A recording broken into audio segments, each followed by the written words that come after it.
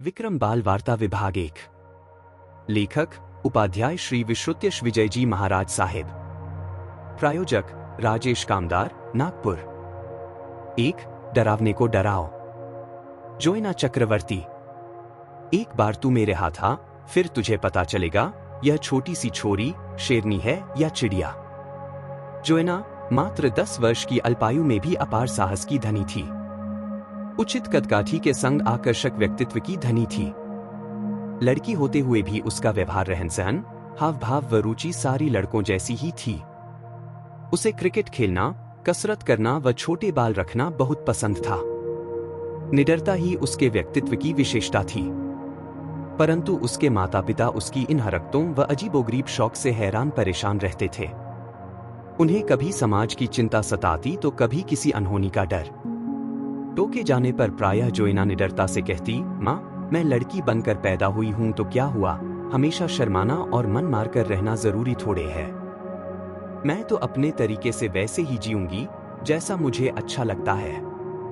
और जो बदमाश लड़के मुझे व मेरी सहेलियों को छेड़कर परेशान करते हैं, उन्हें तो सबक सिखाना जरूरी होता है ना माँ। बात नवंबर के महीने की है। दिल्ली शहर सर्द हवाओं के चलते मानो जम सा गया था। सभी अपने अपने घरों में दुबके हुए थे। वातावरण नीरव था। जोएना अपने माता पिता के साथ दिल्ली घूमने आई हुई थी।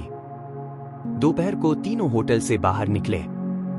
मां धीरे चलने के कारण जरा पीछे रह गई। जोएना अपने पिता के साथ साथ चल रही थी।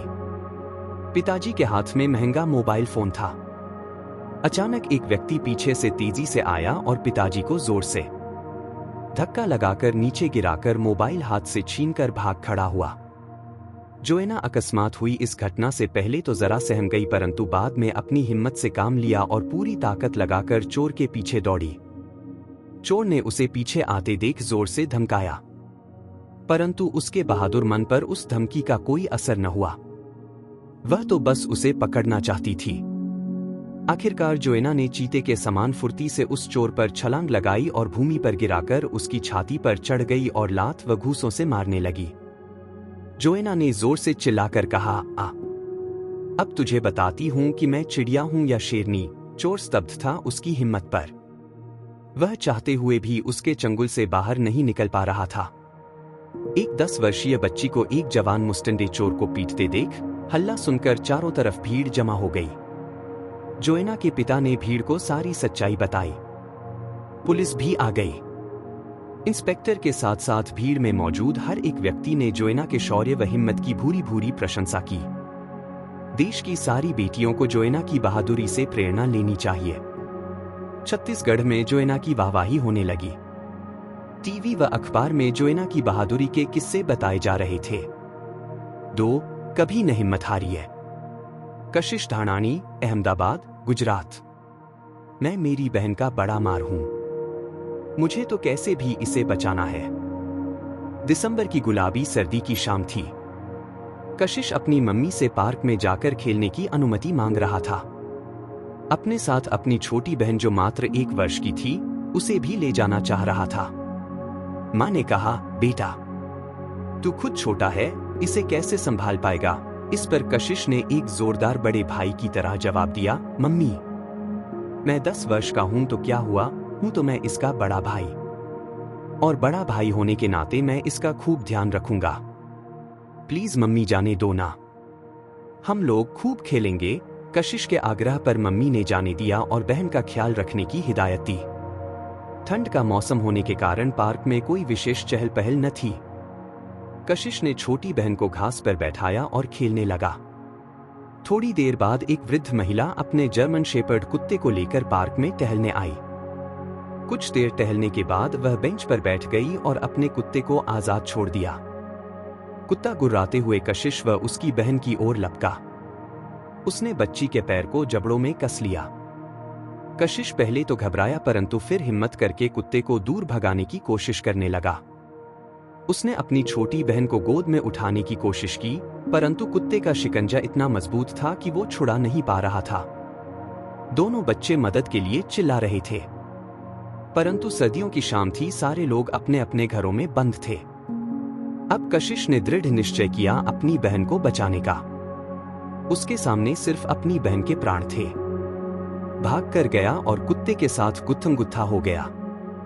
अचानक उसमें इतनी ताकत आ गई कि यदि शेर भी सामने होता तो वो उसे भी हरा देता। इतने में लगातार हो रहे शोरगुल को सुनकर कुछ लोग दौड़कर आए। एक पुलिस कर्मचारी जो वहां से गुजर रहा था वो भी मदद करने दौड़ा। सभी ने मिलकर उस छोटी बच्ची को कुत्ते के शिकंजे से छुड़ाया। कशिश ने तुरंत उसे अपनी गोद में उठा लिया। वो लगातार रो रही थी। मम्मी को जैसे ही घटना के समाचार मिले वो दौड़ी दौड़ी आई। सभी ने कहा, बहन, यदि तुम्हारा बहादुर बेटा न होता तो शायद बहुत बड़ा अनिष्ट हो जाता। मां ने दोनों बच्चों को गले लगा लिया। कशिश की बहादुरी का किस्सा न सिर्फ उसकी बिल्डिंग में बल्कि सारे आस पड़ोस में आग की तरह फैल गया। मीडिया ने भी उसके साहस की भूरी भूरी प्रशंसा की और अगले दिन इस खबर को समाचार पत्र, टीवी आदि में बताया गया। कशिश की इस बहादुरी को भारत सरकार ने दी 26 जनवरी 2016 को गणतंत्र दिवस की परेड में हाथी पर बैठाकर गीता चोपड़ा बहादुरी पुरस्कार से सम्मानित किया। सबक परिस्थिति चाहे कैसी भी व कितनी भी भयानक क्यों न हो, कभी भी हिम्मत नहीं हारना चाहिए। 3 बहादुरी पुरस्कार। राकेश शानाभाई पटेल, गुजरात। हिम्मत की उसने और कुएं में छलांग लगा दी और दोनों को बचा लिया। गुजरात और मध्य प्रदेश की सीमा पर बसा देवगढ़ 9 प्रकृति के अप्रतिम सौंदर्य की अपूर्व मिसाल था। प्रकृति मानो नववधू की भांति 16 श्रृंगार से सज्जित खूबसूरत प्रतीत हो रही थी। इसी देवगढ़ तालुक में बसा छोटा सा गांव था उधावाला। यह कहानी इसी गांव के वीर बालक राकेश की है। दुर्भाग्यवश राकेश ने बचपन में ही अपने माता पिता को खो दिया था। अनाथ था परंतु उसके बल, बुद्धि, सेवा आदि सद्गुणों के कारण वह पूरे गांव का चहेता था, प्रेम पात्र था। एक दिन उसे अपनी हिम्मत व काबिलियत आजमाने का मौका मिल गया। हुआ यूं कि गांव के निवासी पासिंग भाई के 2 बेटे थे, दिनेश और हसमुख, जो 5 और 7 वर्ष के थे। एक दिन दोनों खेलते खेलते खेत के मध्य में बने बिना पाल के कुएं के नजदीक पहुंच गए। खतरे से अनजान दोनों अपनी मस्ती में मस्त थे। भागा दौड़ी करते करते अचानक एक का पैर फिसला और वो धड़ाम से कुएं में गिर पड़ा। दूसरे ने आओ देखा न था, वो भी उसे बचाने कुएं में कूद गया। दोनों कुएं में बचाओ बचाओ चिल्लाने लगे, परंतु उस सुनसान जंगल जैसे इलाके में उनकी गुहार सुनने वाला कौन था। फिर भी वे एक उम्मीद के साथ लगातार चिल्लाते रहे। थकान के मारे उनकी आवाज मंद होने लगी थी। सद्भाग्य से उसी समय राकेश वहां से गुजरा। उसने बचाओ बचाओ की धीमी धीमी आवाज सुनी और ठिठक कर वहीं रुक गया। उसने चारों ओर नजर घुमाई परंतु कोई नजर नहीं आया। फिर भी उसने कोशिश नहीं छोड़ी। वो लगातार इधर उधर दौड़ दौड़ कर ढूंढने लगा। अचानक नजर कुएं पर पड़ी। नजदीक जाकर झांक कर देखा तो उसे 2 बच्चे अंदर दिखाई पड़े। उसने इधर उधर देखा परंतु दूर दूर तक कोई नजर नहीं आया। उसने निश्चय किया कि अब वो ही उन्हें बचाएगा। निश्चय करके कुएं में कूद गया और एक हाथ से कुएं के भीतर उगे पेड़ की जड़ को पकड़ लिया और दूसरा हाथ उन बच्चों के आगे कर दिया। उन्हें ढाढ़स बंधाते हुए कहा, घबराओ मत, मेरा हाथ पकड़ लो, मैं तुम्हें बचा लूंगा। दोनों ने हिम्मत करके राकेश का हाथ पकड़ लिया। राकेश ने जैसे तैसे दोनों को धीरे धीरे ऊपर की ओर खींचा और आखिरकार किसी फिल्मी हीरो की भांति दोनों को बाहर निकालने में कामयाब हो गया। 13 वर्ष के उस बालक ने जान पर खेलकर उन बच्चों को बचा लिया। सारी घटना की खबर शीघ्र ही पूरे गांव, पूरे जिले में फैल गई।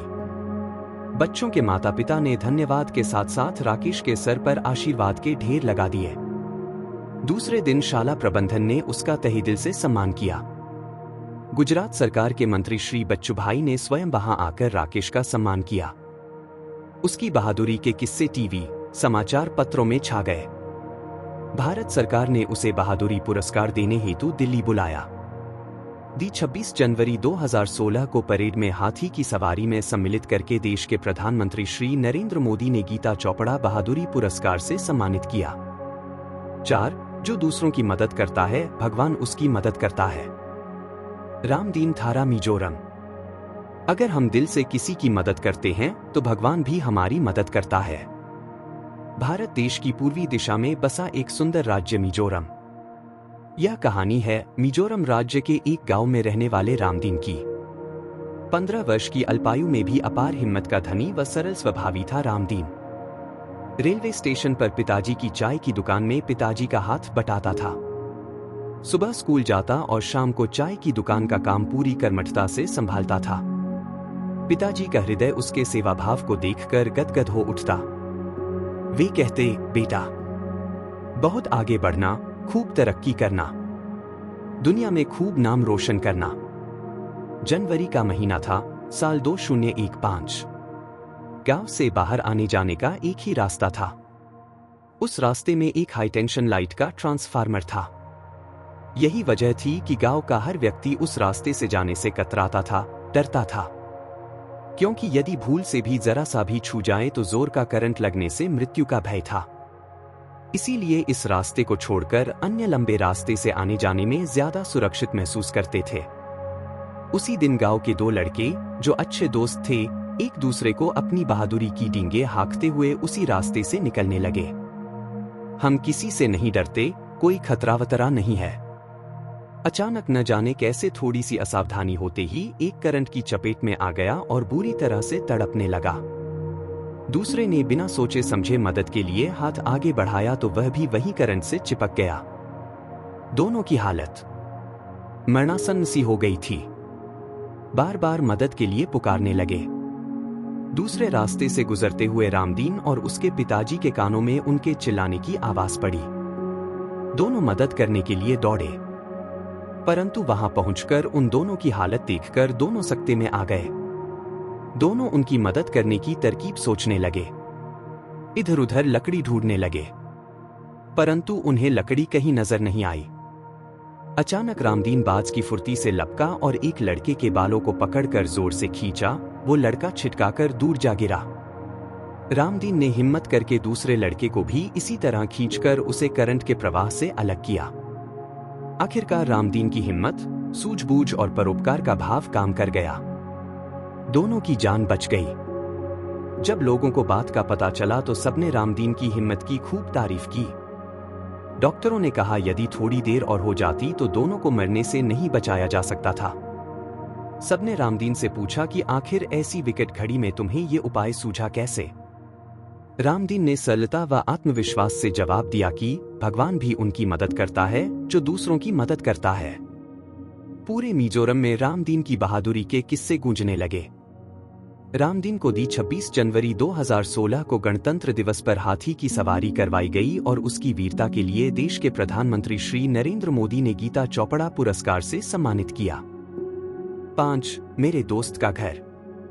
Nitin Philip Matthew. यह घर मेरे जिगरी दोस्त का है। मैं इसे जलने कैसे दे सकता हूं? यह कहानी केरल राज्य के एक छोटे से कस्बे में एक सामान्य सी बस्ती में रहने वाले नितिन की है। जितनी छोटी उसकी उम्र थी उससे कहीं ज्यादा उसके हौसले बुलंद थे। भाईचारा, परोपकार, सेवा व हिम्मत ये सारे सद्गुण ही नितिन की असली दौलत थी। नितिन का सबसे नजदीकी व पक्का दोस्त था एंथोनी। आर्थिक रूप से सामान्य स्थिति वाले एंथोनी के पिताजी माइकल की साइकिल की दुकान थी। जो भी थोड़ी बहुत कमाई होती थी उससे पूरा परिवार खुश था। संतोष की ठंडी हवाओं ने कभी अभाव की गर्मी, तपीश महसूस ही नहीं होने दी। एक सुबह माइकल अपनी पत्नी के साथ चाय पीते हुए अपने छोटे से नए मकान को निहार रहा था। दोनों दंपति ने मिलकर पैसों की बचत कर करके आखिरकार अपना खुद का मकान बना ही लिया था। घर चाहे छोटा व अल्प सुविधा वाला क्यों न हो, परंतु मेहनत से बना होने के कारण वो स्वर्ग सा प्रतीत होता था। दोनों की खुशी का पार न था। इतने में एंथोनी का मित्र नितिन ट्यूशन जाने के लिए वहां आ पहुंचा और दंपति के बचत करने की बात उसने भी सुनी। उसे यह बात बहुत पसंद आई। वह भी बचत करने की सोचने लगा। जब उसने एंथोनी को आवाज लगाई तो उसकी माताजी सोनिया ने कहा, बेटा, आज वो तुम्हारे साथ ट्यूशन नहीं आ पाएगा क्योंकि हमको रिश्तेदार के यहाँ जाना है। नितिन ने कहा, ठीक है, और वो चला गया। ट्यूशन से लौटते वक्त एंथोनी का घर रास्ते में ही पड़ता था। जैसे ही वो घर के नजदीक पहुंचा कि धड़ाम से जोरदार आवाज हुई। एंथोनी के घर से गैस का सिलेंडर फटने की आवाज थी ये। नितिन ने घर की तरफ देखा, वहां आग की लपटें उठ रही थी। नितिन जानता था कि घर पर कोई नहीं है। एंथोनी कि मम्मी ने गैस का स्विच ऑन छोड़ दिया था। थोड़ी देर में गैस पूरे घर में फैल गई और जैसे ही एक चालू स्विच के संपर्क में आई तो विस्फोट हो गया। नितिन मदद के लिए जोर जोर से चिल्लाने लगा। वहां पर मुश्किल से 4 से 5 लोग थे। वो भी इधर उधर बगले झांक रहे थे, मदद के लिए आगे नहीं बढ़े। उनमें से एक ने फायर ब्रिगेड को फोन तो कर दिया, परंतु आग उग्र हो रही थी। वो आए तब तक घर बहुत जल जाएगा। नितिन के मन में एंथोनी के माता पिता की बातें गूंज रही थी। कितने अरमानों से उन्होंने घर बनाया और अब ये क्या हो गया। बस नितिन एक हीरो की भांति भागा। मन में एक ही बात थी कि मुझे अपने दोस्त के घर को बचाना है। उसने बाल्टी ली और पानी भरकर आग बुझाने में लग गया। बिना थके, बिना रुके पानी डालता गया। इस बीच उसको भी चोट लगी और यहां वहां से जल भी गया, परंतु उसने हिम्मत नहीं छोड़ी, हार नहीं मानी। आखिर उसकी मेहनत रंग लाई। वह लगभग 3/4 आग बुझाने में कामयाब हो गया। फायर ब्रिगेड भी आ गई, बाकी की आग को बुझा दिया गया। सभी ने नितिन के साहस की प्रशंसा की। एंथोनी के माता पिता ने देवदूत के रूप में आकर उनके घर को बचाने वाले नितिन को गले लगा लिया। सभी उसका धन्यवाद देने लगे। उसने धीरे से कहा, मैं अपने दोस्त का घर जलने कैसे देता। अगले दिन अखबार, टीवी आदि में नितिन की बहादुरी के किस्से सुर्खियों में थे। उसके साहस को सम्मान देने केंद्रीय सरकार ने दी 26 जनवरी 2016 को गणतंत्र दिवस की परेड में बुलाया। प्रधानमंत्री श्री नरेंद्र मोदी ने गीता चोपड़ा पुरस्कार से सम्मानित किया। 6. हिम्मते मर्दा मद्दे खुदा। साई कृष्ण अखिल किलाम्बी, अहमदाबाद, गुजरात। आफत आई तो अकेला ही सामना करूंगा। साई कृष्ण की उम्र मात्र 14 वर्ष की थी, परंतु उसकी सोच, समझदारी, व्यवहार किसी बड़े से कम न थी। प्यार से सब उसे साई कहकर बुलाते थे। वह अपने दोस्तों के बीच में अपनी बहादुरी के लिए बहुत प्रिय था। एक बार उसके कुछ दोस्तों को एक बदमाश लड़के ने डराया व मारपीट की, तब वे लड़के डरकर भाग खड़े हुए। इस पर साई बड़ा नाराज हुआ। वह बोला, यदि तुम्हारी जगह मैं होता तो उस बदमाश के छक्के छुड़ा देता। तुम कैसे दोस्त हो जो अपने दोस्त को मार खाता देखकर चुपचाप बैठे हो। कायर कहीं के। इस बात पर उसके दोस्त ने कहा, देख साई, कहने में और करने में बड़ा फर्क होता है। साई ने कहा, जो मैं कहता हूं वो करके दिखाता हूं। दोस्तों ने कहा, यह तो वक्त ही बताएगा। एक बार की बात है, कड़ाके की सर्दी पड़ रही थी। भरी दोपहर में भी मानो आधी रात का सा सन्नाटा चारों ओर छाया हुआ था। सड़क पर कोई इक्का दुक्का ही नजर आ रहा था। साई के पापा ऑफिस गए हुए थे और मम्मी घर पर थी। साई घर पर रूम में अपनी पढ़ाई करने में व्यस्त था। अचानक उसे किसी की दर्द में कराहने की आवाज सुनाई दी। उसने मम्मी को आवाज लगाई, परंतु वापस कोई जवाब न आने पर वह उठकर रसोई घर की ओर गया, परंतु वहां कोई न था और आवाजें फिर भी आ रही थी। वह समझ गया कि ये आवाज मां की आ रही है। वह दौड़कर सीधा इन्वर्टर रूम में गया, क्योंकि जब करंट गया था तब मां इन्वर्टर चालू करने वहां गई थी। उसने देखा कि मां इन्वर्टर के करंट की चपेट में आ गई और बुरी तरह से तड़प रही थी। उसी वक्त उसे अपने मित्र से किया हुआ वादा याद आया, चाहे जैसी भी मुसीबत हो, मैं अकेले ही सामना करूंगा। उसने मदद मांगने में समय बर्बाद न करते हुए मां को स्वयं बचाने की सोची। वह तुरंत एक बड़ी सी लकड़ी ले आया और जिस तार से मम्मी उलझी हुई थी उस पर वार करने लगा। थोड़ी ही देर में उसे सफलता मिल गई। उसकी मां अब तार से अलग होकर निढाल होकर एक तरफ गिर गई। साई ने दौड़कर इन्वर्टर का स्विच बंद कर दिया। इन्वर्टर बंद होते ही घर में अंधेरा छा गया।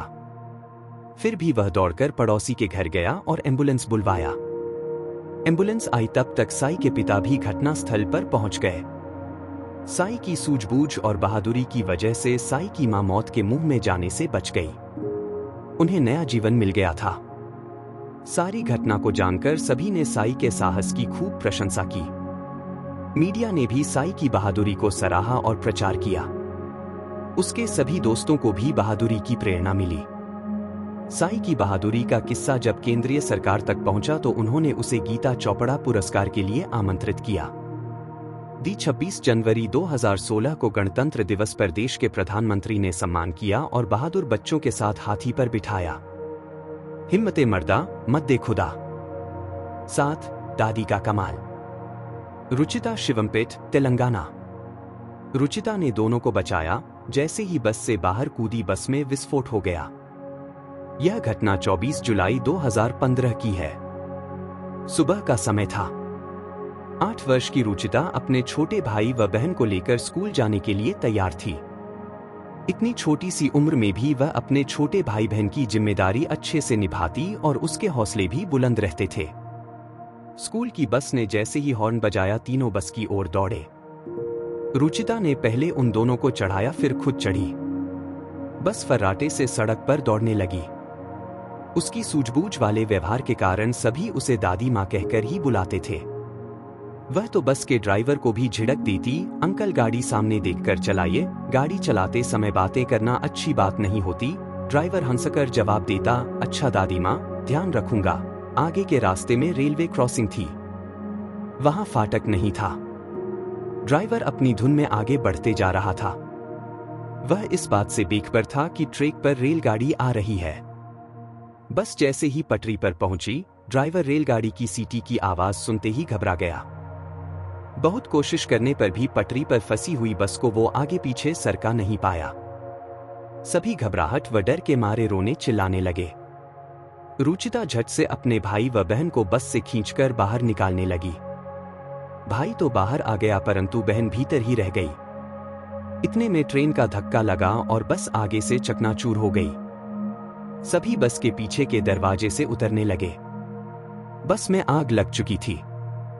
रुचिता ने देखा अभी भी कुछ बच्चे बस में है। वो बस की तरफ दौड़ी और 2 बच्चों का हाथ पकड़कर बस से कूदी और थोड़ी दूर सुरक्षित स्थान पर पहुंची। उसी समय जोर से धमाके के साथ बस टूटकर बिखर गई। चारों ओर हाहाकार मचा हुआ था। एम्बुलेंस आई, सभी को अस्पताल ले जाया गया। सभी ने ऐसी विकट परिस्थिति में भी साहसी व सूझबूझ निडर रुचिता की खुले दिल से प्रशंसा की। इस दुर्घटना में 15 बच्चे व बस के ड्राइवर व कंडक्टर की मौत हो चुकी थी, और जो बच गए वो सिर्फ रुचिता की बदौलत बच गए। दुर्भाग्यवश रुचिता अपनी छोकिता नहीं बचा पाई। रुचिता के मां 9/26 से आशीर्वाद दिया। रुचिता की बहादुरी व स्वभाव से द का सीना फूलकर चौड़ा हो गया। मीडिया ने खूब प्रचार किया और केंद्रीय सरकार ने 2016 के गीता चोपड़ा पुरस्कार के लिए रुचिता का नाम भेजा। देश के प्रधानमंत्री श्री नरेंद्र मोदी ने गणतंत्र दिवस पर उसे पुरस्कार से सम्मानित किया। 8 नहले पे दहला। दिशांत मेहदीरता, हरियाणा। अंकल मम्मी को मत मारो, मैं अब नहीं रोऊंगा। रविवार का दिन था, स्कूल की छुट्टी थी। हरियाणा के एक गांव में दिशांत अपने मम्मी पापा के साथ रहता था। दोपहर का समय था। दिशांत आराम से टीवी पर कार्टून देखने लगा। दिशांत की मम्मी भी काम निपटाकर कमरे में आराम करने चली गई। जाते जाते दिशांत को टीवी बंद करने की हिदायत दी। दिशांत थोड़ी देर में टीवी बंद करके वहीं सोफे पर सो गया। गर्मी के दिन थे। दोपहर के समय मानो आसमान से अंगारे बरस रहे थे। सारे लोग अपने अपने घरों में बैठे थे। पूरे कस्बे में मानो सन्नाटा छाया हुआ था। 2 से 5 बजे तक मानो कर्फ्यू लग गया हो, ऐसी स्थिति थी। 3 बजे के करीब दरवाजे की घंटी बजी। मम्मी ने उठकर दरवाजा खोला तो देखा कि एक बड़ा सा पार्सल लिए हुए एक युवक खड़ा है। मम्मी के पूछने पर युवक ने कहा, आपका कोरियर है। LCD टीवी है जो आपके नाम पर है। किसी ने आपको सरप्राइज गिफ्ट भेजा है। इतना कहकर उसने एक गिलास पानी मांगा।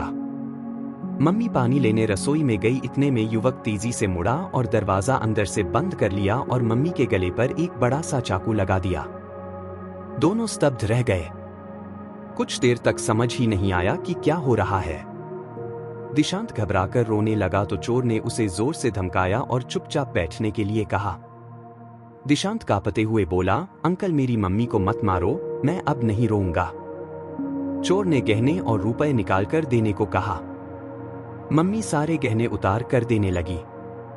और भी मांगने पर मम्मी ने कहा, मेरे पास इतने ही है। इस पर चोर ने मम्मी को जोर से मारा। यह देखकर दिशांत दौड़कर चोर के पैरों में गिरकर गिड़गिड़ाने लगा। यही सही मौका जानकर दिशांत ने पूरी ताकत लगाकर चोर के पैर को जोर से खींचा और चोर धड़ाम से नीचे गिर पड़ा। बस अब क्या था, दिशांत ने आओ देखा नताब और चोर की छाती पर चढ़ गया। गजब की हिम्मत आ गई थी उसमें। चोर की जमकर पिटाई की, जोर जोर से बोलने लगा, साला गुंडा, तू मेरी मां को मारेगा, अब तेरी खैर नहीं, तुझे इतना मारूंगा कि अब किसी के घर में घुसने की हिम्मत नहीं करेगा। इस बीच मम्मी ने चीख चीख कर लोगों को मदद के लिए इकट्ठा कर लिया। पुलिस भी आ गई। सभी ने दिशांत व उसकी मम्मी की हिम्मत व बहादुरी की प्रशंसा की। टीवी, अखबारों में मीडिया ने उनकी तारीफों के पुल बांध दिए। केंद्रीय सरकार ने भी दिशांत को उसकी बहादुरी के लिए गीता चोपड़ा पुरस्कार के लिए मनोनीत किया। 26 जनवरी 2016 को हाथी की सवारी का सुंदर अवसर दिया तथा प्रधानमंत्री श्री नरेंद्र मोदी ने वीरता पुरस्कार से सम्मानित किया। 9. महाभारत का विजेता Arjun. Arjun Singh, Uttarakhand. God helps those who help themselves. Uttarakhand के सघन वन, जिनको चारों ओर से पर्वत श्रृंखलाओं ने घेर रखा था, और इन्हीं पर्वतों की तराई में कलकल बहती नदी। प्रकृति के इस मनोरम एवं अप्रतिम सौंदर्य के बीच बसा था एक गांव। कहानी है इस गांव के एक वीर एवं साहसी बालक अर्जुन की। काया से दुबले परंतु मन से मजबूत बालक अर्जुन मात्र 15 वर्ष का था। 9वीं कक्षा का छात्र अपना समय व्यर्थ के कामों में न लगाकर अपने पिता के संग खेती के कामों में लगता था। गांव बिल्कुल जंगल से सटकर होने के कारण यदा कदा वहां जंगली जानवर आ जाया करते थे। आंगन में कभी मोर नाचता तो कभी हिरण कुलाचें भरता, कभी सियार दांत दिखाता तो कभी बंदर कूदफांद मचाता। अर्जुन को इन मूक प्राणियों से बहुत प्रेम था। खरगोश को तो वो बड़े प्यार से अपनी गोद में बिठाकर खाना खिलाता। मां उसे सदा जंगली जानवरों से दूर रहने व सावधान रहने की हिदायत देती। एक बार बारिश का मौसम था। अर्जुन घर में बैठा पढ़ाई कर रहा था और मां गायों को चारा देने घर के बाहर पशुओं के बाड़े में गई। तभी मां को एक जोरदार गर्जना सुनाई पड़ी। पूरे शरीर में कंपकंपी छूट गई। उसने मुड़कर देखा कि एक खूंखार बाघ उसके पीछे खड़ा है। वह कुछ सोच पाती उससे पहले ही बाघ ने हमला कर दिया। मां ने बचने का भरसक प्रयत्न किया, परंतु बाघ ने उसके कंधे पर अपना पंजा गाड़ रखा था। बचना नामुमकिन था। चीख सुनकर अर्जुन दौड़कर बाहर आया। सामने का दृश्य देखते ही सहम गया, मानो काटो तो खून न था। मां की इस दयनीय स्थिति व पीड़ा को देखकर अर्जुन में न जाने कहां से अपार हिम्मत आ गई। वह फुर्ती से उछला और पास ही पड़ी घास काटने वाली दांती ली और बाघ के पीछे दौड़ा। मानो मन ही मन कह रहा हो, छोड़ दो मेरी मां को, भाग जा वरना तेरी मौत निश्चित है। और उसने हंसिए से वार करना शुरू कर दिया। अचानक हुए इस हमले से बाघ भी असमंजस में पड़ गया। उसने मां को छोड़ा और अर्जुन पर हमला कर दिया। दोनों गुत्थमगुत्थ हो गए। दोनों लहूलुहान हो गए। हंसिए की चोट से बाघ के शरीर से खून के फव्वारे छूट रहे थे। जैसे जैसे उसकी पीड़ा बढ़ी, उसकी पकड़ कमजोर होती गई। बेचारा बाघ थक कर दुम दबाकर भाग खड़ा हुआ। अर्जुन पशुओं के बाड़े के बीच एक विजेता की भांति खड़ा था। ऐसा प्रतीत हो रहा था मानो वह महाभारत का साक्षात अर्जुन हो। मां ने उसे गले लगा लिया। तू तो हकीकत में मेरा टाइगर है, मेरी खातिर तूने अपनी जान जोखिम में डाल दी, यह कहकर मां उससे लिपटकर फूट फूट कर रोने लगी। अगले दिन टीवी, अखबार में 15 वर्षीय अर्जुन की बहादुरी के चर्चे थे। उसकी बहादुरी के किस्से सुनकर केंद्रीय सरकार ने उसका नाम वीरता पुरस्कार के लिए मनोनीत किया। 26 जनवरी 2016 को पूरे सम्मान के साथ हाथी की सवारी करवाई गई और प्रधानमंत्री श्री नरेंद्र मोदी ने गीता चोपड़ा पुरस्कार अपने हाथों से देकर सम्मानित किया।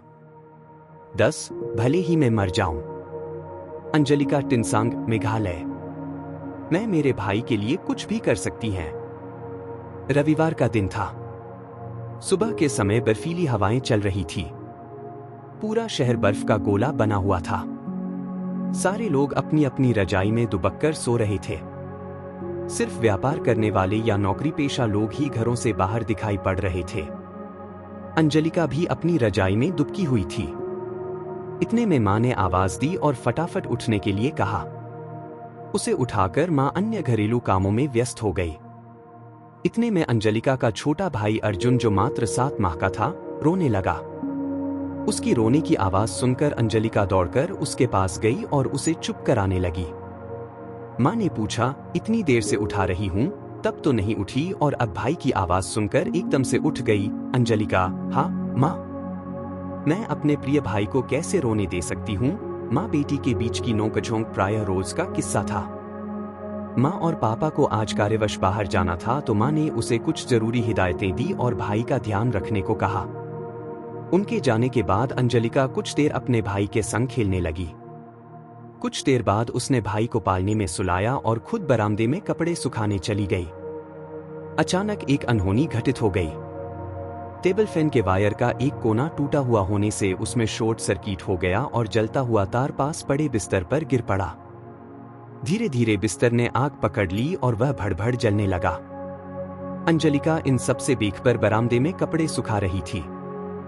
थोड़ी ही देर में जब आग ने भयंकर रूप धारण कर लिया, लकड़ी के दरवाजे, सोफा सेट सब जलने से धुआं बाहर आने लगा। तब जाकर अंजलिका का ध्यान उस पर गया। उसके गले से जोरदार चीख निकली और वो जोर से चिल्लाई, बाप रे, आग, मेरा भाई अंदर है। और वो तेजी से घर के अंदर दौड़ी। उसकी सहेली ने उसे रोकने का जब प्रयास किया तो उसने कहा, भले ही मैं मर जाऊं, पर मैं अपने छोटे भाई को जरूर बचाऊंगी। कोलाहल सुनकर आसपास के लोग इकट्ठे हो गए। सबके रोकने के बावजूद भी अंजलिका भाई भाई करते हुए जलते हुए घर में घुस गई। सौभाग्यवश उसके भाई को कुछ नहीं हुआ। आग अभी तक वहां नहीं पहुंची थी।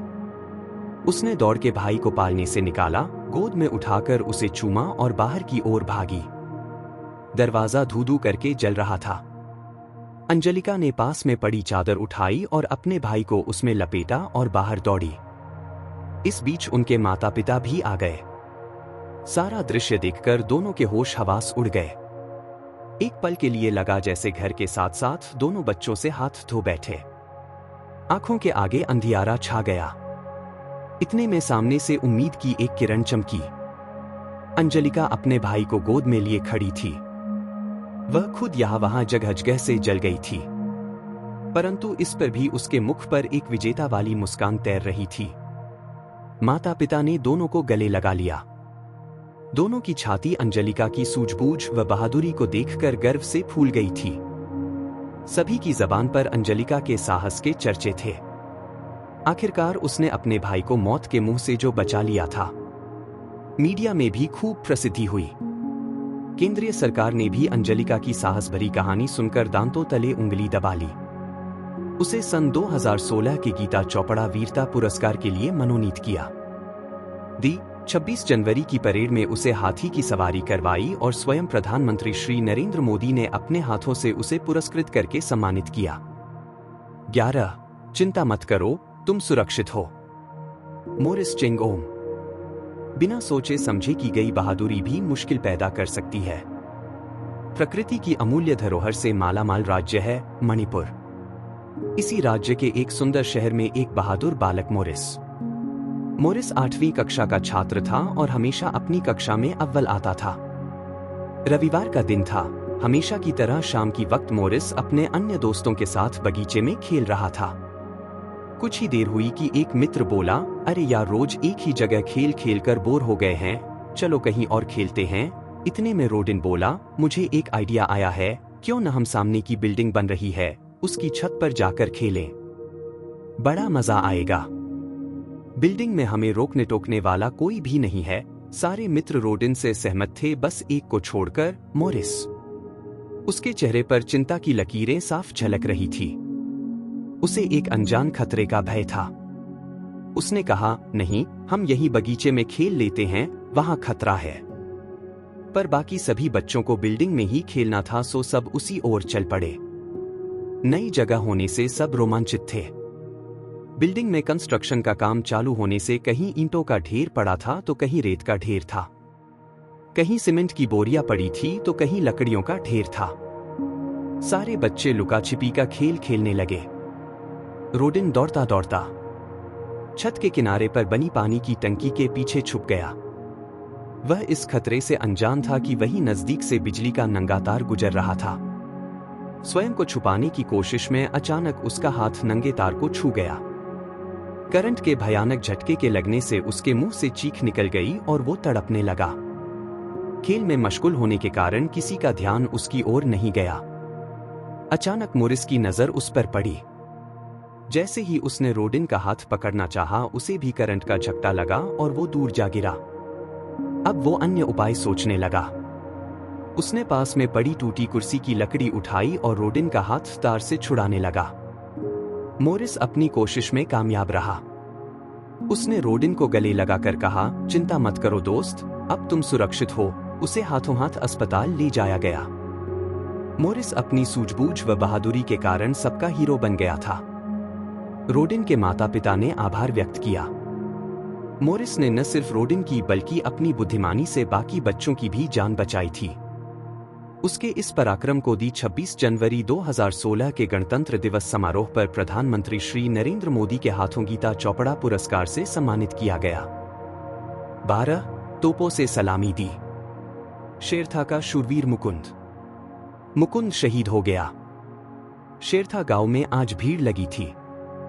समाचार था कि मुकुंद शहीद हो गया है और आज उसे लाया जा रहा है। वही मुकुंद जो बचपन में पुलिस की वर्दी को देखकर छुप जाता था। उसके पिता श्री नटवरलाल दीक्षित सदैव उसे निडरता की प्रेरणा देते थे। उम्र के साथ साथ डर का स्थान निर्भयता ने ले लिया तो सेना में भर्ती हो गया। बीएसएफ में चयन होते ही पहली पोस्टिंग पंजाब में हुई। अमृतसर के वरिष्ठ ऑफिसर श्री भूलर साहब को समाचार मिले कि प्रीतम सिंह के फार्म हाउस में आतंकवादी छिपे हैं। मुकुंद ने पहली ही बार में अपनी बहादुरी का कारनामा कर दिखाया। आतंकवादियों को मुंह की खानी पड़ी। पंजाब सरकार ने सम्मानित किया और उसको लांस नायक बना दिया। अब मुकुंद के सामने कश्मीर के आतंकवादी प्रतिपक्षी के रूप में खड़े थे। बारामुल्ला जिला के कुपवाड़ा ग्राम में मुकुंद की टोली को तैनात किया गया। पंजाब के कारनामों के किस्से सुन कश्मीर के आतंकवादी भी मुकुंद से घबराते थे। आतंकियों ने पूरी छावनी को ही उड़ाने की योजना बना डाली। अक्टूबर 26 को छावनी पर हमला हुआ। मुकुंद ने सैनिकों से कहा, तुम अंदर रहकर दुश्मनों का सामना करो, मैं बाहर जाकर उन्हें धूल चटाता हूं। 1-2 नहीं, पूरे 8 आतंकियों को मार गिराया। इसी दौरान एक छनछनाती हुई गोली उसकी तरफ आई। गोली से बचने के लिए जैसे ही मुकुंद ने अपना पैर बढ़ाया, फिसलन होने से वह गिर पड़ा और लुढ़कने लगा। उसी समय आतंकियों ने अच्छा मौका जानकर उस पर गोलियों की बौछार कर दी। वीर मुकुंद शहीद हो गया। पूरा शेरथा गांव जनमेदनी से भर गया। सैनिकों ने मुकुंद को गगनभेदी तोपों की गर्जना से सलामी दी। सभी ने मुकुंद अमर रहे के नारे लगाए। देश के लिए अमर जवान बने मुकुंद को सभी ने भावभीनी श्रद्धांजलि दी। 13 सबसे महंगी जमीन। बहादुर जोरावर सिंह और फतेह सिंह। देश के लिए शहीद होने से बड़ी गौरव की बात क्या। मुगल सेना ने आनंदपुर के किले को घेर लिया था। गुरु गोविंद सिंह को किला छोड़ने की सलाह दी गई। एक रात गुरु गोविंद सिंह की माताजी, पत्नी व 4 पुत्रों को किले से बाहर भगाने का कार्य चल रहा था कि तभी मुगलों को इसकी भनक लग गई। वे उन्हें मारने पीछे दौड़े। इस दौरान गुरु के कुटुंब के 2 भाग हो गए।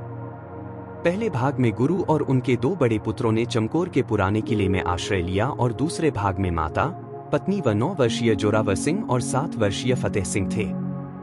गुरु माता के पास कुटुंब के गहनों की पोटली थी। रसोइया जो उनके साथ था उसकी नियत गहने देखकर बिगड़ गई। उसने धोखे से सभी को नवाब के हवाले कर दिया। नवाब ने सभी को मुस्लिम धर्म अपनाने के लिए बाध्य किया, परंतु सबका एक ही जवाब था कि हमारे पूर्वजों ने धर्म की रक्षा के लिए अपने प्राण न्यौछावर कर दिए तो हम कैसे पीछे रह सकते हैं। नवाब की हर कोशिश जब नाकामयाब रही तो उसने उन दोनों पुत्रों को जिंदा दीवार में चुनवाने का आदेश दे दिया। काजी ने जब आखिरी कोशिश की तो दोनों बच्चे शेर की तरह दहाड़े और कहा, वे कायर होते हैं जो अपने जीवन के लिए धर्म को दाव पर लगा दे। हम कायर नहीं है। दीवार चुनते चुनते जब छोटे भाई के गले तक आ गई तब बड़ा भाई जोरावर सिंह रोने लगा। नवाब ने उसे मौत से डरा हुआ जानकर पूछा, क्यों डर गए, तुम धर्म बदलने को तैयार हो? जवाब मिला, मैं मौत के डर से नहीं रो रहा हूं, मैं तो इसलिए रो रहा हूं कि देश और धर्म की खातिर बलिदान होने का स्वर्णिम अवसर मुझसे पहले मेरे छोटे भाई को मिल रहा है। मुझे यह अवसर थोड़ी देर से मिलेगा इसलिए रो रहा हूँ। दीवार की आखिरी ईंट रखते ही दोनों भाई शेर की तरह दहाड़कर बोले, सत श्री अकाल। जो बोले सो निहाल। इतना कहकर दोनों भाई वीरगति को प्राप्त हो गए।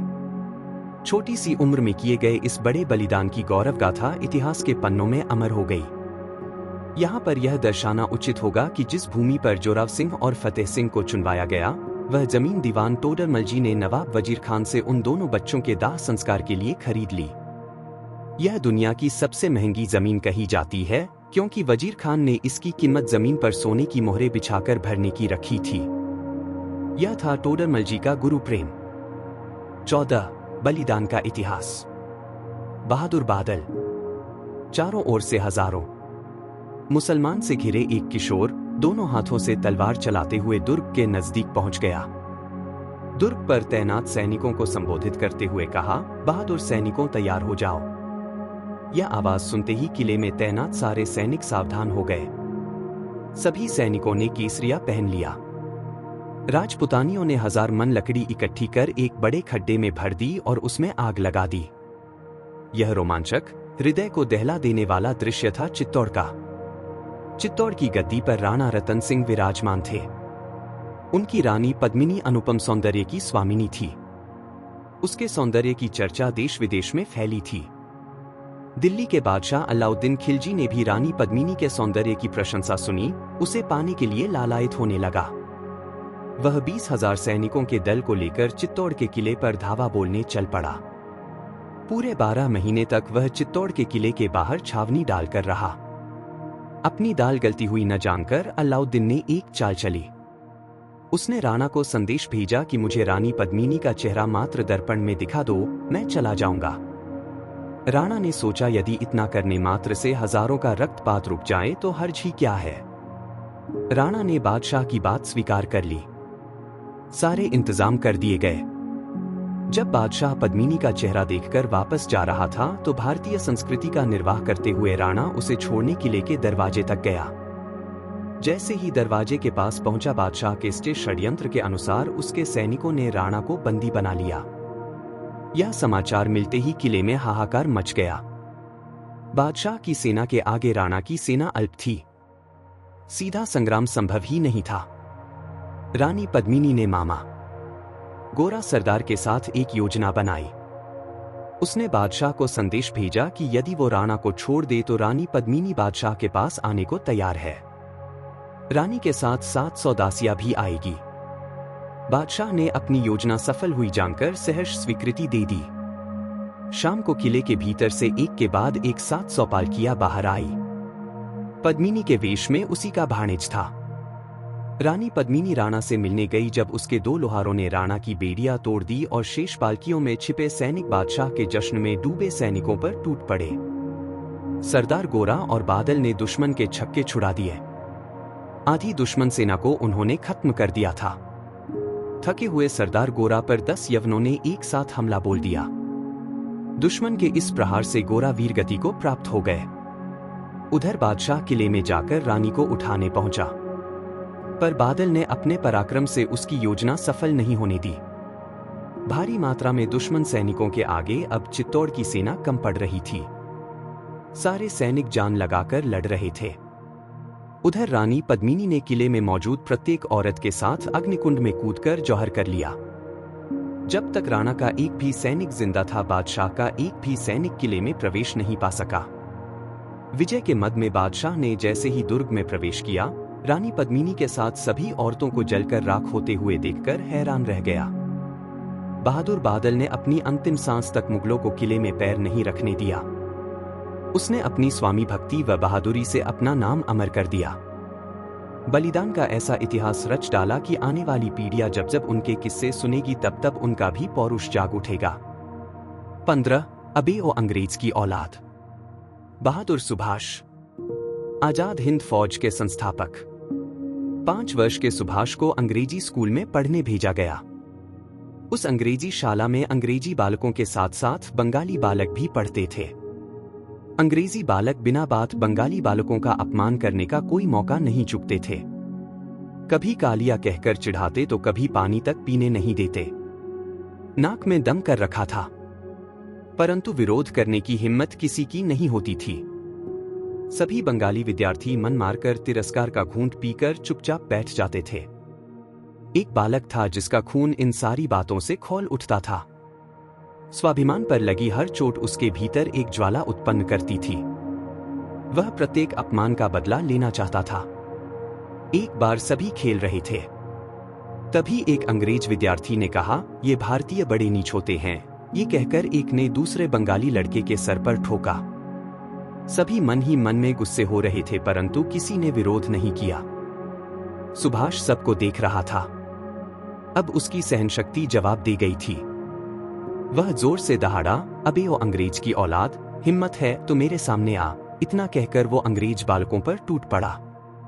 सारे अंग्रेज विद्यार्थी सुभाष का यह रौद्र रूप देखकर घबराकर दुम दबाकर भाग खड़े हुए और भविष्य में वापस किसी का अपमान करने की जुर्रत नहीं की। यही बालक सुभाष आगे चलकर सुभाष चंद्र बोस कहलाया, जो आजाद हिंद फौज के संस्थापक एवं सेनापति थे। भारतीय स्वतंत्रता संग्राम में सुभाष चंद्र बोस ने मुख्य भूमिका निभाई। तुम मुझे खून दो, मैं तुम्हें आजादी दूंगा, ये आपका मुख्य नारा था। 16 अपनी जुबान को लगाम दे। बहादुर छत्रसाल। बहादुर कुमार छत्रसाल के एक हाथ में खून सनी तलवार थी और दूसरे हाथ में फूल भरी छाप। ऐसा अद्भुत नजारा देखने वालों ने दांतों तले उंगलियां दबा ली। यह वीर बालक छत्रसाल पन्ना नरेश महाराज चंपतराय का पुत्र था। पिता के ही समान स्वाभिमानी व बहादुर था, परंतु दुर्भाग्यवश छोटी सी मात्र 7 वर्ष की ही उम्र में उसके सर से पिता का साया उठ गया था। बात उन दिनों की है जब दिल्ली में बादशाह औरंगजेब का शासन चल रहा था। ऐसा शासक जिसने अन्याय व अनीति की सारी सीमाओं को लांघ दिया था। हिंदुओं का वह कट्टर विरोधी था। हिंदुओं के दिलो दिमाग व जीवन में अपना आतंक फैलाने का कोई मौका वह नहीं चूकता था। इसी वजह से अधिकांश हिंदू उससे आतंकित रहते थे। आज विंध्यावासिनी देवी के मंदिर में मेला था। बालक छत्रसाल भी अपने पूरे राज परिवार के साथ देवी के दर्शन व पूजा हेतु मंदिर गया था। पूजा के लिए फूल लेने के लिए वो अपने बाल मित्रों के संग पुष्प वाटिका में गया। सभी बालक अपनी अपनी पसंद के फूल चुन चुनकर अपनी अपनी छाप में रख रहे थे। वे अपना काम कर रहे थे कि अचानक 4 से 5 घुड़सवार उनके सामने आकर के रुके और उनके सरदार ने पूछा, क्या देवी के मंदिर में कोई मेला है? सभी बच्चों ने एक साथ जवाब दिया, हाँ है ना, आज मेला। आज सभी लोग देवी के दर्शन व पूजा करने आएंगे। सरदार ने पूछा, कौन सी देवी का मंदिर है यह? बच्चों ने बड़ी श्रद्धा से कहा, ये मंदिर हमारी देवी विंध्यावासिनी माँ का है। क्या आपको भी दर्शन करने जाना है? यह सुनकर वह यवन सरदार ठहाके लगाकर हंसने लगा। उसने सीना तानकर मूंछों पर ताव देते हुए कहा, हम तो ये मंदिर तोड़ने आए हैं। यह सुनते ही बालक छत्रसाल का चेहरा लाल होकर तमतमाने लगा। उसने जोर की दहाड़ लगाई, अरे ओ नास्तिक, अपनी जुबान को लगाम दे वरना मैं तेरा मुंह तोड़ दूंगा। सरदार ने बालक को छोटा जानकर मखौल उड़ाते हुए कहा, तेरी औकात ही क्या है छोकरे, पिद्दी भर का तो है तू और तेरी देवी मेरा कुछ नहीं बिगाड़ सकते। छत्रसाल के सर पर मानो खून सा सवार हो गया। वह बिना डरे जोर से बोला, अरे ओ यवन, तुझे देखना है ना मुझ में कितना दम है, तो आ। इतना कहकर उसने अपनी कमर पर लटकी म्यान से चमचमाती हुई तलवार निकाली और उसके सीने में भोंक दी। वह यवन हतप्रभ रह गया। उसने एक छोटे से बालक के द्वारा इस तांते के हमले की कल्पना भी न की थी। उस नन्हे से दिखने वाले बालक की भुजाओं में इतना दम था कि तलवार उस यवन के सीने के आर पार निकल गई। छत्रसाल को देख उसके बाकी के साथियों ने भी अपनी मातृभूमि व संस्कृति की रक्षा के लिए अपनी अपनी तलवारें निकाल ली। बच्चों की आंखों में चमकता शौर्य देखकर बाकी के यवन सैनिक घबरा गए और दुम दबाकर वहां से भाग खड़े हुए। पुष्प वाटिका में हुए इस घटना की खबर चारों ओर फैल गई।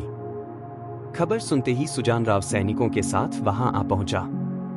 सामने से सीना ताने आंखों में विजय की चमक लिए हुए बालक छत्रसाल को खून सनी तलवार के साथ आते हुए देखकर उनका मन शांत हुआ। पूरी घटना विदित होने पर सुजान राव ने वीर बालक छत्रसाल को गले लगाकर खूब शाबाशी दी। 17 काका की लाश। बहादुर राम सिंह। वीर अमर सिंह को धोखे व दगाबाजी से मरवाने के बाद बादशाह शाहजहां ने उसकी लाश को कौओं और गिद्धों के द्वारा नोचे जाने के लिए किले के बुर्ज पर फिंकवा दिया। ऐसा करके उसने अपनी नीचता का परिचय दिया। अमर सिंह की रानी ने वहां के सरदारों से अपने पति की लाश वापस लिवाने की विनती की, परंतु बादशाह से शत्रुता मोल लेने एक भी सरदार तैयार नहीं हुआ। तब रानी ने यह बीड़ा स्वयं उठाने की सोची। अमर सिंह के भतीजे राम सिंह को जैसे ही इस घटना का पता चला, वो घोड़े पर सवार हो हाथों में नंगी तलवार लिए दौड़ा चला आया। उसने हाथ जोड़कर अपनी काकी से कहा, काकी, आप मुझे जाने की आज्ञा दो। या तो मैं काका की लाश वापस लाऊंगा या फिर वहीं पर मैं भी शहीद हो जाऊंगा। अमर सिंह की वीरता का यश चहु दिशाओं में फैला था। वह भी बादशाह के दरबार में ऊंचे दर्जे पर था। एक बार बादशाह के साले ने अमर सिंह का भरे दरबार में अपमान कर दिया। अमर सिंह ने उसी समय आओ देखा नताव उसका सर वहीं धड़ से अलग कर दिया। इसी बात का बदला लेने बादशाह ने अमर सिंह को धोखे से मरवाकर किले के बुर्ज पर फिंकवा दिया था। राम सिंह की रगों में भी अमर सिंह का ही खून था। वह घोड़े को एड़ी मारकर बादशाह के किले में घुस गया। यवन के सैनिकों ने उसे चारों ओर से घेर लिया। राम सिंह के चेहरे पर एक शिकन तक न आई। वो दोनों हाथों में तलवार लिए विद्युत गति से उन पर टूट पड़ा। सारे सैनिकों को मौत की नींद सुलाकर वो किले की बुर्ज पर चढ़ गया और वहां से अपने काका की लाश को कंधे पर उठा लिया। एक हाथ से काका की लाश को पकड़ा था और दूसरे हाथ में नंगी तलवार थी। यवन उस तक पहुंच पाते उससे पहले ही वो अपने काका को लेकर घोड़े पर चढ़ गया और घोड़े को महल के बाहर की तरफ दौड़ाने लगा। मुंह से घोड़े की लगाम थामे वो लगातार यवनों से युद्ध करते करते आगे बढ़ रहा था। आखिरकार वो कामयाब हुआ। दूर से आते हुए राम सिंह को अपने काका की लाश को कंधे पर लादे आता हुआ देखकर रानी की आंखें छलछला गई। उसने कहा, बेटा राम सिंह, जो काम बड़े बड़े सरदार न कर सके वो तुमने कर दिखाया।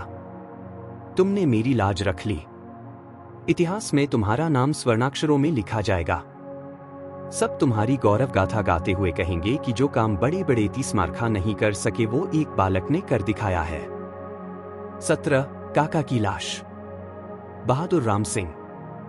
वीर अमर सिंह को धोखे व दगाबाजी से मरवाने के बाद बादशाह शाहजहां ने उसकी लाश को कौओं और गिद्धों के द्वारा नोचे जाने के लिए किले के बुर्ज पर फिंकवा दिया। ऐसा करके उसने अपनी नीचता का परिचय दिया। अमर सिंह की रानी ने वहां के सरदारों से अपने पति की लाश वापस लिवाने की विनती की, परंतु बादशाह से शत्रुता मोल लेने एक भी सरदार तैयार नहीं हुआ। तब रानी ने यह बीड़ा स्वयं उठाने की सोची। अमर सिंह के भतीजे राम सिंह को जैसे ही इस घटना का पता चला, वो घोड़े पर सवार हो हाथों में नंगी तलवार लिए दौड़ा चला आया। उसने हाथ जोड़कर अपनी काकी से कहा, काकी, आप मुझे जाने की आज्ञा दो। या तो मैं काका की लाश वापस लाऊंगा या फिर वहीं पर मैं भी शहीद हो जाऊंगा। अमर सिंह की वीरता का यश चहु दिशाओं में फैला था। वह भी बादशाह के दरबार में ऊंचे दर्जे पर था। एक बार बादशाह के साले ने अमर सिंह का भरे दरबार में अपमान कर दिया। अमर सिंह ने उसी समय आओ देखा नताव उसका सर वहीं धड़ से अलग कर दिया। इसी बात का बदला लेने बादशाह ने अमर सिंह को धोखे से मरवाकर किले के बुर्ज पर फिंकवा दिया था। राम सिंह की रगों में भी अमर सिंह का ही खून था। वह घोड़े को एड़ी मारकर बादशाह के किले में घुस गया। यवन के सैनिकों ने उसे चारों ओर से घेर लिया। राम सिंह के चेहरे पर एक शिकन तक न आई।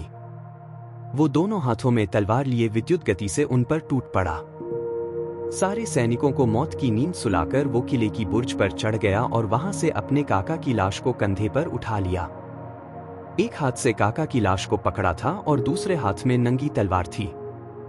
यवन उस तक पहुंच पाते उससे पहले ही वो अपने काका को लेकर घोड़े पर चढ़ गया और घोड़े को महल के बाहर की तरफ दौड़ाने लगा। मुंह से घोड़े की लगाम थामे वो लगातार यवनों से युद्ध करते करते आगे बढ़ रहा था। आखिरकार वो कामयाब हुआ। दूर से आते हुए राम सिंह को अपने काका की लाश को कंधे पर लादे आता हुआ देखकर रानी की आंखें छलछला गई। उसने कहा, बेटा राम सिंह, जो काम बड़े बड़े सरदार न कर सके वो तुमने कर दिखाया। तुमने मेरी लाज रख ली। इतिहास में तुम्हारा नाम स्वर्णाक्षरों में लिखा जाएगा। सब तुम्हारी गौरव गाथा गाते हुए कहेंगे कि जो काम बड़े बड़े तीसमारखा नहीं कर सके वो एक बालक ने कर दिखाया है। 18 शास्त्र से नहीं संगीत से। संगीत प्रेमी बहादुर प्रताप। देश से ऊपर कोई बही राजस्थान रणभूमि कहलाता है। यहाँ पर जन्म लेने वाले हर एक बालक को बचपन से ही अस्त्र शस्त्र का प्रशिक्षण दिया जाता है। 10 से 12 वर्ष की उम्र में तो वो तीर, तलवार, भाला आदि युद्ध कलाओं में पारंगत हो जाता था। एक घटना ने पूरे चित्तौड़ के राजपूतों को अचरज में डाल दिया था। बात उस समय की है जब चित्तौड़ का राज सिंहासन महाराणा प्रताप से सुशोभित होता था और दिल्ली की गद्दी पर बादशाह अकबर राज करता था। मुगल बादशाह की आंखों में चित्तौड़ की शानो शौकत कांटे की तरह चुभती थी। चित्तौड़ की स्वतंत्रता उससे बर्दाश्त नहीं होती थी, इसलिए वो हमेशा चित्तौड़ को बंदी बनाने के मंसूबे बनाता रहता था। चित्तौड़ की जनता इससे बेखबर न थी, इसलिए चित्तौड़ की रक्षा के लिए राजपूत बालक सभी युद्ध की तालीम लेकर सेना में भर्ती हो जाते थे। परंतु एक 10 से 12 वर्षीय बालक था प्रताप। वह शस्त्रों को छूता भी न था। जब कोई उसे टोकता तो वो कहता, मैं युद्ध को शस्त्र से नहीं संगीत से जीतकर बताऊंगा। प्रताप को बचपन से ही गाने बजाने का शौक था। पूरे दिन सितार लेकर रियाज किया करता था। उसके माता पिता व मित्र सभी उस पर हंसते थे। एक बार मुगल बादशाह अकबर ने चित्तौड़ को चारों ओर से घेर लिया। मातृभूमि की रक्षा करने का व ऋण चुकाने का सुअवसर मिला था राजपूतों को। प्रताप ने भी इस मुहिम में अपना योगदान देने की ठान ली थी। प्रताप आसपास की बस्ती में जाकर संगीत के माध्यम से लोगों में वीरता जगाने लगा। चलो चलो वीरों, देश ने पुकारा है। मातृभूमि की आण खतरे में पड़ी है, हमें उसे बचाना है। प्रताप के इन प्रेरणा भरे गीतों ने लोगों पर जादुई असर किया। तरुण जवान फटाफट सेना में जुड़ने लगे। शीघ्र ही महाराणा प्रताप की सेना की संख्या दुगुनी हो गई। प्रताप निरंतर वीर रस भरता रहता था। एक बार प्रताप इसी प्रकार जब गीत गागा कर लोगों में उत्साह भर रहा था, तब मुगल सैनिकों ने उसे पकड़ लिया और उसे अपने गाने के माध्यम से चित्तौड़ के द्वार खुलवाने के लिए बाध्य करने लगे। उस रात मुगल बादशाह ने चित्तौड़ पर हमला करने के लिए दुगुनी सेना लेकर हमला कर दिया। प्रताप को भी अपने साथ ले लिया। प्रताप ने खतरा भांप लिया। उसने भी मुगलों को झांसे में लेते हुए कहा, हुजूर, हम तो गाने बजाने वाले गायक हैं, गाना गाकर अपना पेट भरते हैं, आप जो कहेंगे वो गा लेंगे। सेनापति ने कड़क हिदायत देते हुए कहा, तुम गा सकते हो, परंतु यदि भी गड़बड़ की तो सर धड़ से अलग कर दिया जाएगा। कुछ प्रताप मुगल सेना के बीच जाकर सितार पर एक धुन बजाने लगा। प्रताप की बजाई जाने वाली धुन को राजपूत सेना ने पहचान लिया। प्रताप ने अपनी धुन बगाने के माध्यम से राजपूतों को यह संदेश दिया कि सावधान हो जाओ, दुश्मन सेना दरवाजे पर खड़ी है, शत्रुओं का सामना करो। यह सुनकर किले के भीतर से तीर और गोलों की बौछार होने लगी। मुगल सैनिक धड़ाधड़ जमीन पर गिरने लगे। सेनापति घबरा गया। गुस्से से उसने प्रताप के हाथ से सितार छीन कर पूछा, तुम क्या बजा रहे हो? प्रताप की आंखों में मातृभूमि की भक्ति की चमक थी। उसने निडरता से जवाब दिया, मैंने अपने गीत व संगीत के माध्यम से अपनी सेना को सचेत कर दिया। उन्हें सावधान कर दिया कि किले के दरवाजे मत खोलना, दुश्मन सेना बाहर खड़ी है, दुश्मन को मार भगाओ। सेनापति का क्रोध 7वें आसमान पर था। उसने तलवार निकाली और एक ही झटके में प्रताप का सर धड़ से अलग कर दिया। मुगल सेनापति अपने आधे से ज्यादा सैनिकों को खोकर निराश होकर छावनी में चला गया। बहादुर प्रताप ने यह साबित कर दिया कि देश सेवा सिर्फ शस्त्र से ही नहीं, संगीत से भी की जा सकती है। महाराणा प्रताप ने स्वयं प्रताप का अग्नि संस्कार करके श्रद्धांजलि अर्पित की। 19 अकेली छोड़कर नहीं जाऊंगा। बहादुर बालक, मां तो मां होती है।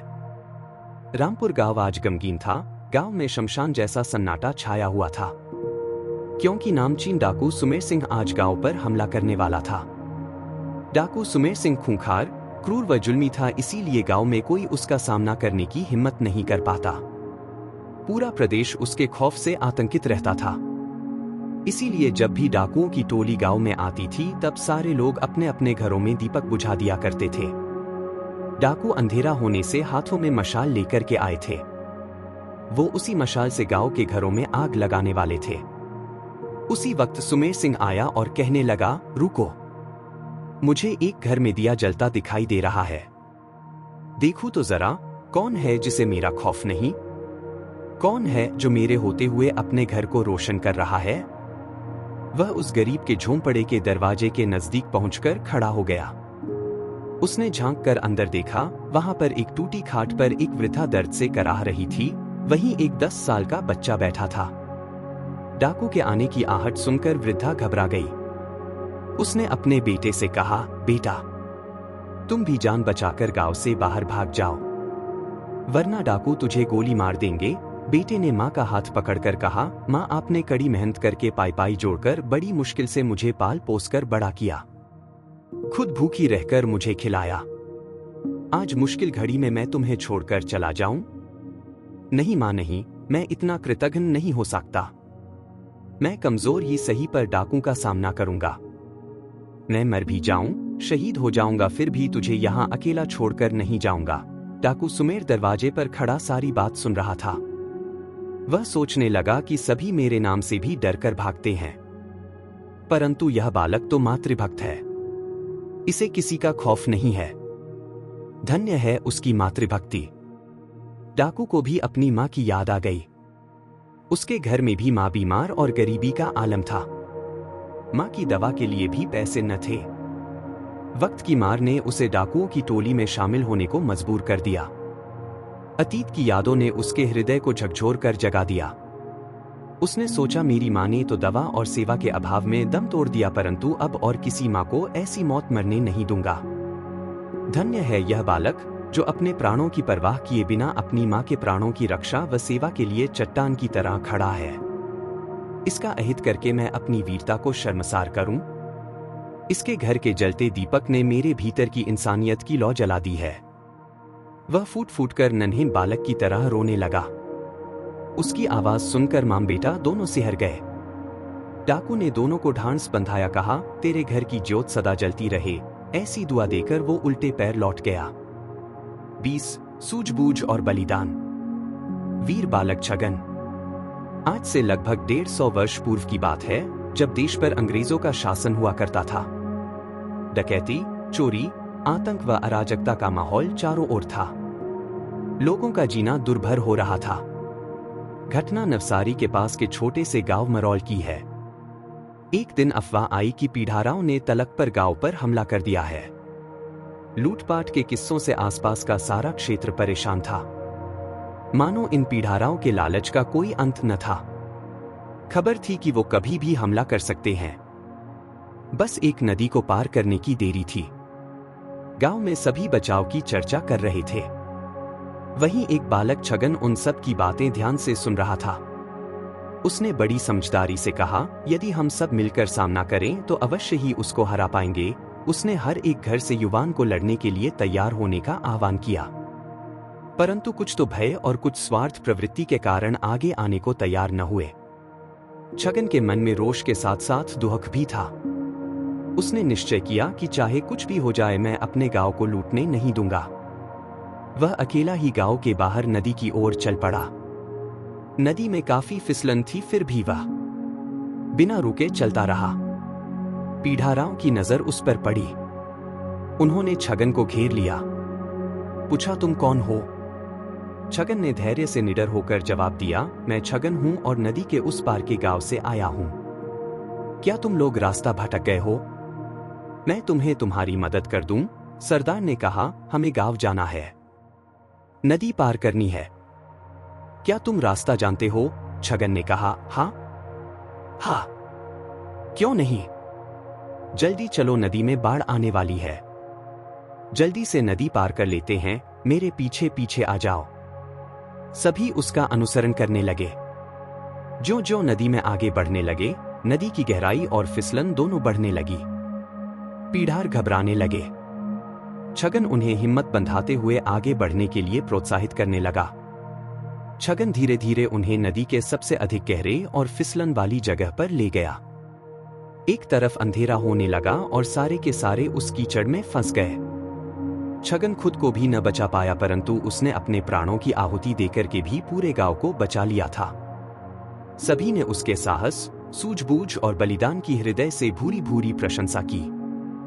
21 माता पिता को यात्रा। श्रवण कुमार। एक बार श्रवण कुमार नामक एक लड़का था। उसके माता पिता बूढ़े और अंधे थे। कारणवश परिवार के सारे कार्य उसे अकेले ही करने पड़ते थे। वह अपने माता पिता को बहुत चाहता था और उनके प्रति समर्पित था। एक दिन उसके बूढ़े माता पिता ने तीर्थ यात्रा पर जाने की इच्छा व्यक्त की। एक तराजू की तरह उसने 2 टोकरों को 3 रस्सियों से एक बांस के लकड़े पर बांधकर एक सवारी बनाई। अब एक टोकरे में माता और दूसरे में पिता को बैठाकर बांस के लकड़े को अपने कंधे पर उठाकर तीर्थ यात्रा पर चल पड़ा। रास्ते में उसके माता पिता को प्यास लगी। श्रवण कुमार टोकरों को जमीन पर रखकर घड़े में नदी से पानी भरने गया। उसी समय राजा दशरथ जंगल में शिकार कर रहे थे। उन्होंने नदी में से पानी की आवाज सुनकर अनुमान लगाया कि कोई जानवर है और उस दिशा में तीर चला दिया। बकिस्मती से वह जानवर नहीं अपितु श्रवण कुमार था। तीर उसे लगा और वह मौत के करीब था। जब दशरथ को अपनी गलती का एहसास हुआ तो उसे बहुत दुख हुआ और उसने श्रवण कुमार को पूछा कि वह उसका दर्द कैसे कम कर सकता है। अंतिम सांसें लेते हुए श्रवण कुमार ने दशरथ राजा को अपनी कहानी बताई और उसने अपने माता पिता को पानी पिलाने को कहा। दशरथ पानी का घड़ा लेकर अंधे माता पिता के पास गया। उसने अनजाने में हुई अपनी गलती स्वीकारते हुए क्षमा याचना की। यह सुनकर दोनों माता पिता अत्यंत दुखी हुए और दशरथ को श्राप दिया कि वह भी एक दिन अपने पुत्र के वियोग से दुखी होकर मरेगा। फिर माता पिता उसी नदी में डूबकर मर गए। इस कहानी से हमें यह शिक्षा मिलती है कि हमें अपने माता पिता के प्रति समर्पित होना चाहिए और उनकी खूब सेवा करनी चाहिए। राजा दशरथ की भांति कभी भी अपनी गलती स्वीकार करने से डरना नहीं चाहिए। 22 रजोहरण ले लिया। वज्रस्वामी। धनगिरी एक ब्राह्मण था जो तुम्बिवन में रहता था। उसके सुनंदा नाम की सुंदर पत्नी थी। एक बार धनगिरी ने सिंहगिरी नामक जैन संत देखा। धनगिरी संत के शब्दों से इतना प्रभावित हुआ कि वह अपनी गर्भवती पत्नी को छोड़कर साधु बन गया। कुछ समय पश्चात सुनंदा ने एक सुंदर पुत्र को जन्म दिया।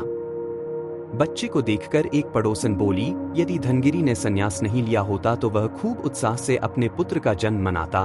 बच्चे ने यह शब्द सुने, खासकर दीक्षा, जो वह पिछले जन्म में करोड़ों बार दोहरा चुका था। वह तड़पकर रोने लगा। फिर वह काफी बार रोता और माता को परेशानी होती।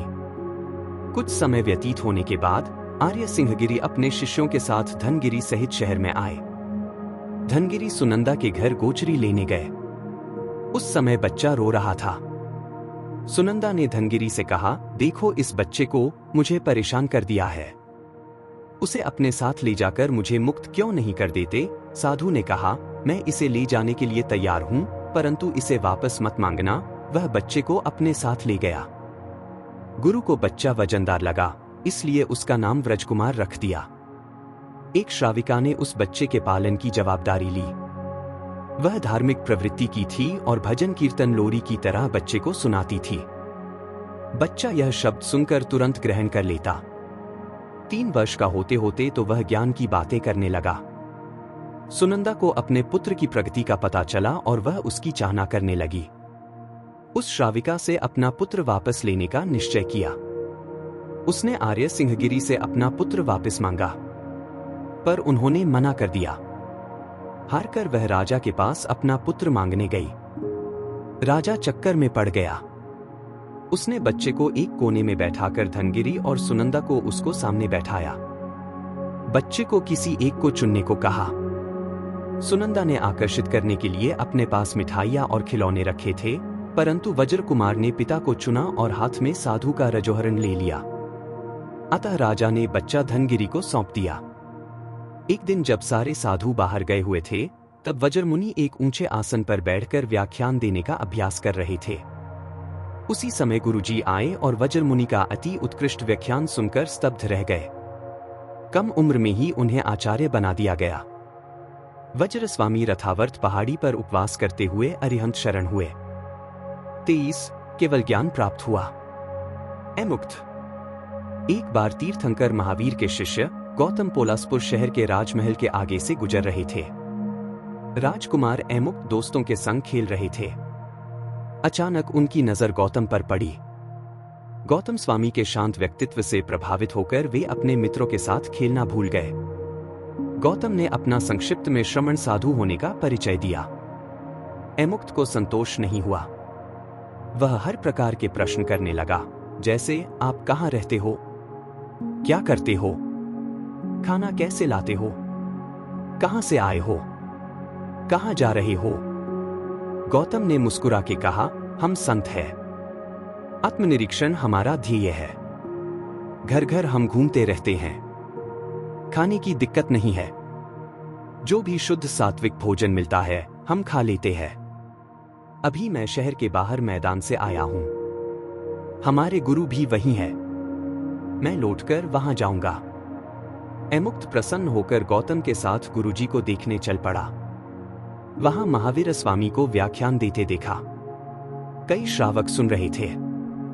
मधुर वाणी का उस पर गहरा प्रभाव हुआ। व्याख्यान पूर्ण होते ही वह महावीर स्वामी के पास जाकर बोला, हे प्रभु, आपकी शरण में आया हूं। मुझे अपना शिष्य बना दो। महावीर स्वामी ने उसे अपने माता पिता की आज्ञा लेने को कहा। माता पिता की स्वीकृति लेकर वह आया तो उसे शिष्य बना दिया। वर्षा ऋतु थी।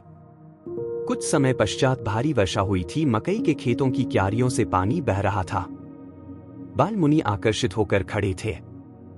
एमुक्त शायद भावनाओं में खो गए थे। वह दौड़कर बहते पानी की ओर आए और अपने लकड़ी का भिक्षा पात्र उसमें तैरा दिया। उनके साथ ही मुनिगण आश्चर्यचकित होकर उन्हें वहीं छोड़ गए। सारे संत संदेह करने लगे कि आखिर गुरुजी ने ऐसे बच्चे को दीक्षा क्यों दिलवाई। उन्होंने सोचा कि वह तो हम गुरुवर को नहीं पूछ पाएंगे। उन्होंने बालमुनि को फटकारा। महावीर स्वामी ने बालमुनि की अवगणना करने का निषेध किया। एमुक्त अपनी भावनाओं में से बाहर निकलने लगे। उन्हें विचार आया, यह मैंने क्या किया। मैं तो प्रभु शरण में अपनी जीवन की नैया को स्वर्ग मार्ग पर ले जाने आया था। यह मैं पानी में कौन सी नौका चलाने का प्रयास कर रहा हूं। कितना मूर्ख हूं मैं खेल में इतना तल्लीन था कि अपने साथी मुनियों की बात भी नहीं सुनी। इस प्रायश्चित से एमुक्त को केवल ज्ञान प्राप्त हुआ और मोक्ष प्राप्त हुआ। हमें यह शिक्षा मिलती है कि पिछले जन्म की आराधना अगले जन्म में हमारे काम आती है। वर्तमान परिस्थिति के आधार पर किसी पर उंगली नहीं उठानी चाहिए। 24 दिव्य बालक। बात वरिहा 45 साल पुरानी है। उन दिनों में तीर्थ प्रभावक पूज्य गुरुदेव श्री विक्रमसूरीश्वर जी महाराज कर्नाटक के बीजापुर शहर में विराजमान थे। दोपहर का समय था। पूज्य गुरुदेव हम 7 शिष्यों के तत्वार्थ सूत्र की वाचना दे रहे थे। परम पूज्य गीतार्थ मूर्धन्य श्री सिद्धसेन गणिजीम तत्वार्थ टीका पर वाचना चल रही थी। मैं उस समय मुमुक्षु था। वाचना के बीच कुछ महाराष्ट्रीय शिक्षकों का पधारना हुआ। उन्होंने पूज्य गुरुदेव से शिष्टाचार पूर्वक बात रखी कि हमारे साथ यात्रा प्रवार में कुछ बच्चे आर्य हैं। उसमें एक जैन बच्चा भी है जो प्रभु पूजा किए बिना कुछ खाता भी नहीं और पीता भी नहीं आता। प्रतिदिन हमें उसको यात्रा प्रवास में जिस जगह जाए वहां जैन मंदिर की तलाश करके उसकी विधि करानी चली है। आज यहाँ बीजापुर गोला गुतज और वोली गुंजज के प्रवास में आए तो यहाँ मंदिर को ढूंढते ढूंढते हमें मालूम हुआ कि यहाँ मंदिर है। अतः हम यहाँ आए हैं।